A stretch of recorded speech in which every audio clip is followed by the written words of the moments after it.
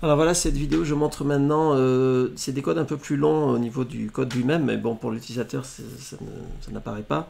Tableau de variation de convexité, cercle trigo, arbre de proba. Donc cercle trigo est inachevé. L'arbre de proba, j'en suis pas content, mais je le montre quand même. Donc ici, on est dans les gros codes, donc le lien. Alors le lien, des fois, j'ai envie de mettre un lien, le lien d'un site internet quelconque que je copie-colle depuis quelque part. J'aimerais qu'il soit cliquable dans le PDF. Du coup, je tape az arrobas, là, az arrobas, on part en mode maths, en mode texte, az arrobas, et là je peux taper mon lien ou le copier-coller depuis ailleurs. Voilà, et du coup c'est cliquable, c'est petit, c'est dans une autre typographie, donc il y a un encapsulement là petit, et un encapsulement S-Link, voilà. Donc ça c'est super. AZA, alors AZA c'est pour faire un tableau avec le pointeur qui est directement là. Et dans ce tableau, je peux mettre d'autres trucs si je veux, d'autres cases, avec CTRL flèche, raccourci natif de TechMax. Et j'ai des lignes assez fines, il me semble. Voilà, cell border 0,15 lignes. C'est plus fin que si je faisais le tableau natif de TechMax, bloc en largeur par exemple. Vous voyez, c'est pas du tout le même trait. Moi, personnellement, je préfère, je trouve ça plus joli que ce gros machin là. Donc après, j'ai le AZ grand B. Alors le AZ grand B, bon ça je vous montre pas, ça c'est pour faire plaisir aux élèves quand ils ont trouvé. Donc AZB, bon, ça c'est un cahier de brouillon dans mes cours de maths. À un moment donné, si l'élève il a besoin, il se souvient plus, il a besoin de calculer, voilà, et ben je le mets ici, je lui fais réfléchir là-dessus, mais ça reste dans le cahier de brouillon un peu, c'est la marge un peu du cahier si vous voulez, avec un petit fond comme ça. Donc je vous expliquerai après comment je l'ai créé. Alors après AZD c'est très utile. Donc ça c'est pour dessiner, mais j'ai fait une autre vidéo que vous pouvez regarder, tablette papier, où en fait j'utilise le raccourci CTRL D pour avoir une pomme D, pour avoir un dessin plus large, et je dessine avec ma tablette et mon crayon. Donc vous regardez la vidéo tablette papier. Voilà, donc ça c'est les raccourcis qui sont là. Après j'ai AZE. Alors AZE c'est un petit 4 pour encadrer quelque chose. Pardon, il y a la souris le curseur se met directement dedans. Je crois que AZE il marche en mode maths. Non, bon voilà, AZE c'est très utile pour encadrer. Ensuite AZF. Alors AZ grand F c'est pour faire une petite figure. Si vous avez dans le presse-papier une figure, par exemple, je sais pas, moi je me prends une copie d'écran là avec Mac, voilà. Donc je vais l'insérer ici, donc je fais AZF. Bon, il faudrait que je gère pour le curseur. Et je la mets là. Voilà, alors évidemment ça se copie toujours, colle toujours en trop grande dans TechMax. Donc ça c'est pratique, une petite figure, mais ce qui est bien c'est AZ petit f, donc j'ai le brouillon ici, et ensuite j'ai les formulaires. Donc aux élèves je peux leur mettre un petit formulaire, donc là j'ai mis centré, donc par exemple dérivation, et puis là je lui mets la dérivée de EX, et puis là je lui mets primitive. Et puis là j'ai envie de mettre une formule de primitive, donc cos de 2x dx égale, j'espère ne pas me tromper, 1/2 de sinus 2x, et voilà, comme ça il a son petit formulaire à la fin du cours, le brouillon, le formulaire. Donc ça voilà, c'est ma pratique, tout le monde a des pratiques différentes. Alors AZI c'est no indent, donc parce que ça c'est quand vous avez par exemple une liste, et puis après quand vous venez ici c'est indenté, et j'ai rien dit, voilà, en tout cas quand dans mon style de document, il y a un problème d'indentation parfois qui apparaît, donc avec AZD, j'ai no indent. Alors après ça, je ne sais plus qui m'a aidé à le faire, c'est Giovanni ou quelqu'un d'autre, AZM, donc ça c'est génial. Si par exemple je veux mettre une image, donc je copie tout ça dans le presse-papier là, voilà, ça c'est dans le presse-papier, et alors si je copie-colle l'image, évidemment elle est trop grande. Si je veux la mettre en petit, en 5 cm, je fais AZM, et ça se copie dans un encapsulage de figure en largeur 5 cm. Donc ça c'est très utile parce que j'ai des étudiants qui prenaient des copier-coller des graphiques de R par exemple, qui les copiaient ici, ça prenait toute la place, ça prenait tellement de place qu'on n'avait pas la place de mettre le curseur à droite pour accéder au menu de l'image.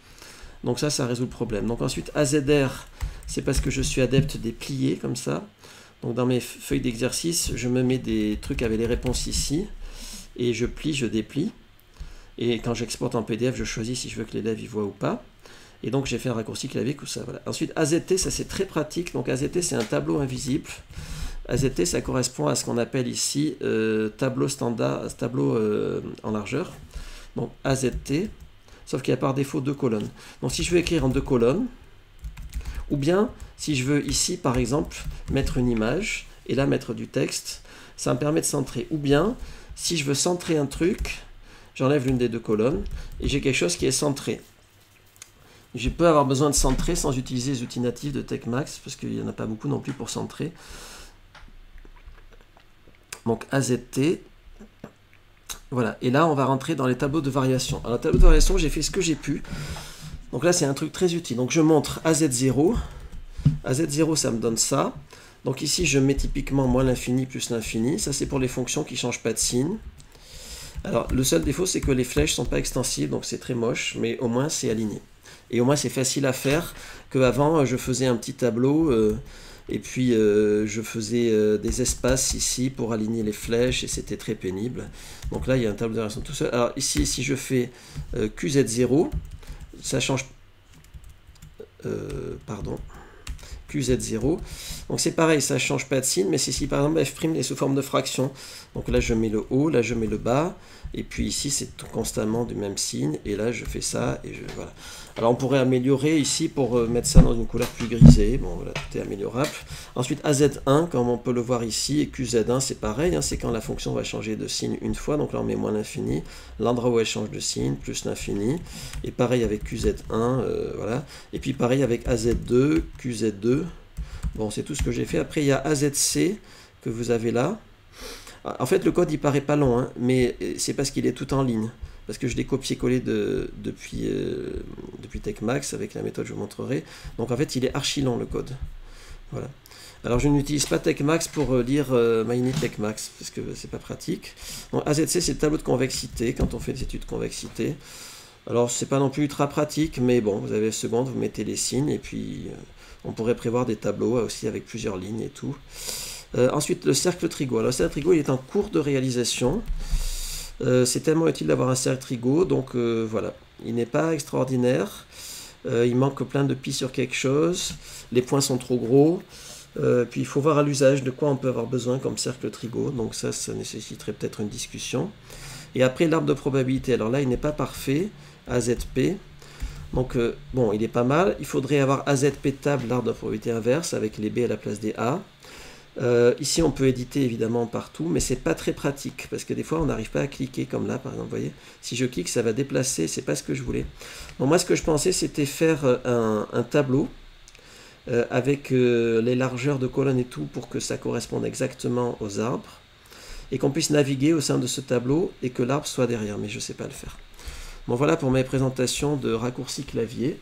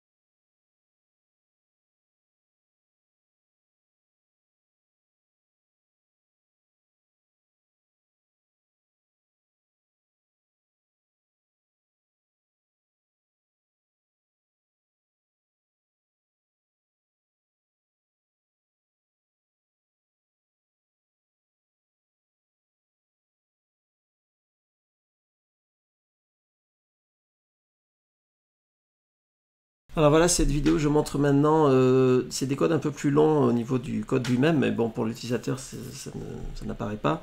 Tableau de variation de convexité, cercle trigo, arbre de proba. Donc cercle trigo est inachevé.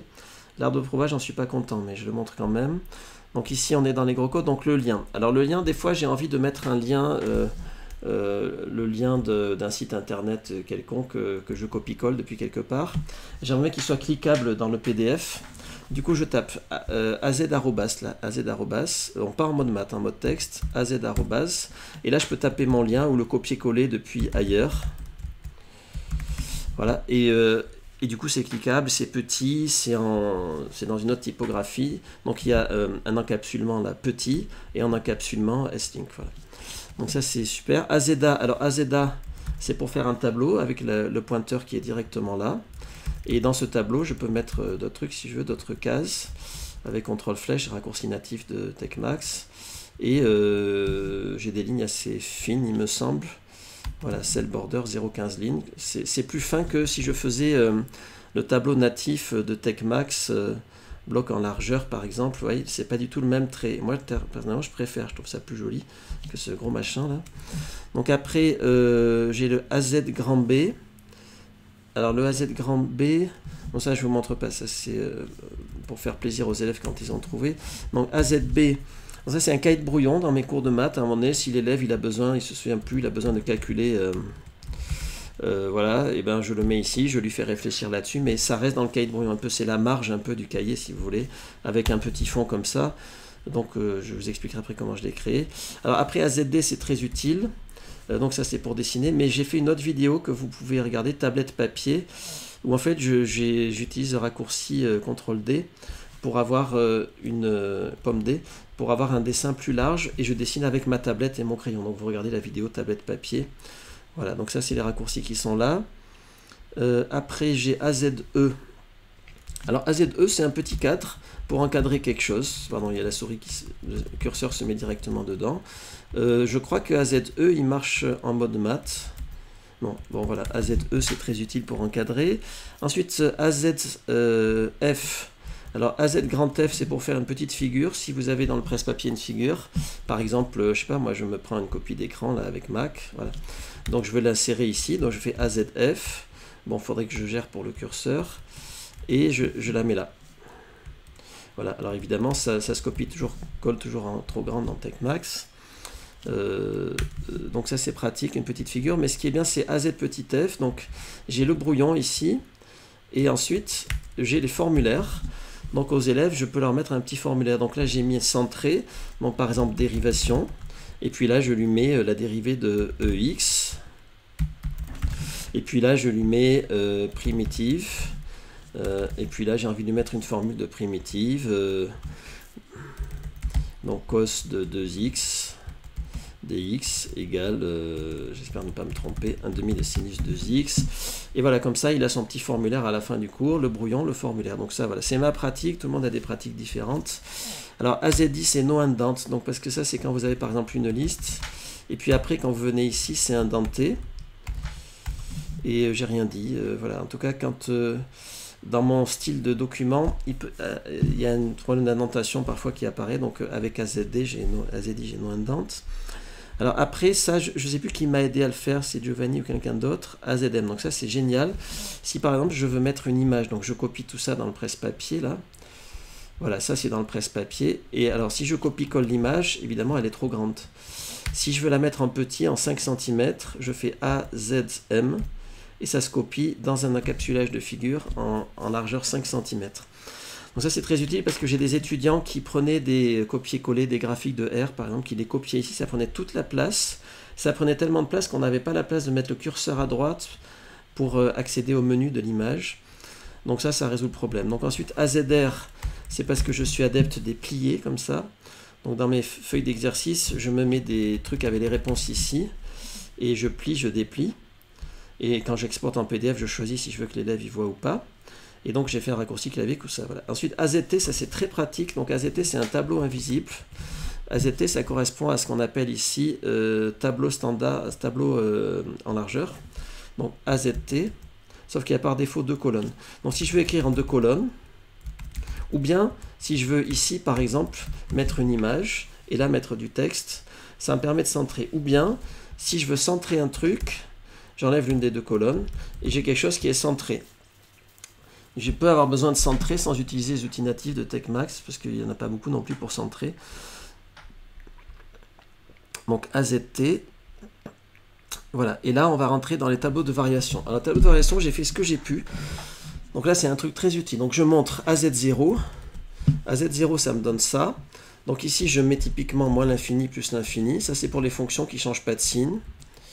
Alors, le seul défaut, c'est que les flèches ne sont pas extensibles, donc c'est très moche, mais au moins, c'est aligné.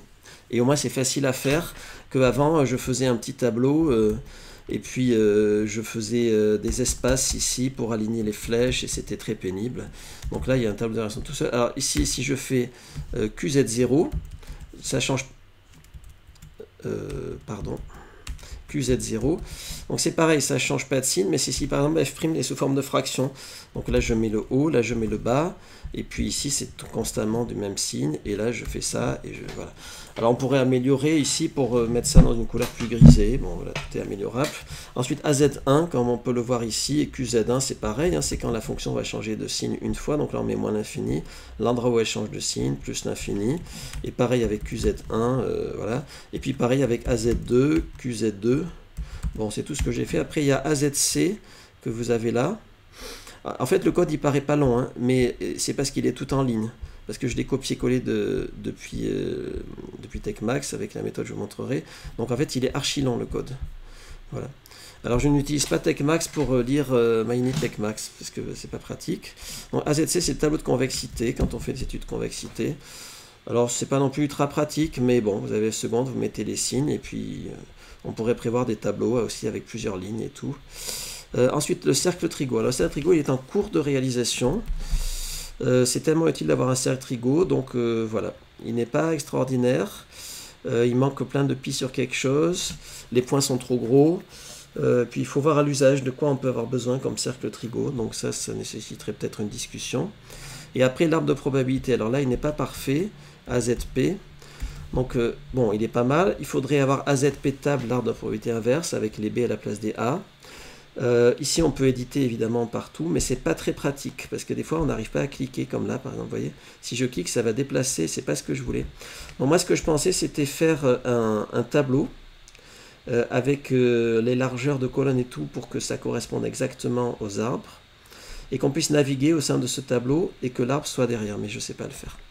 Bon voilà pour mes présentations de raccourcis clavier.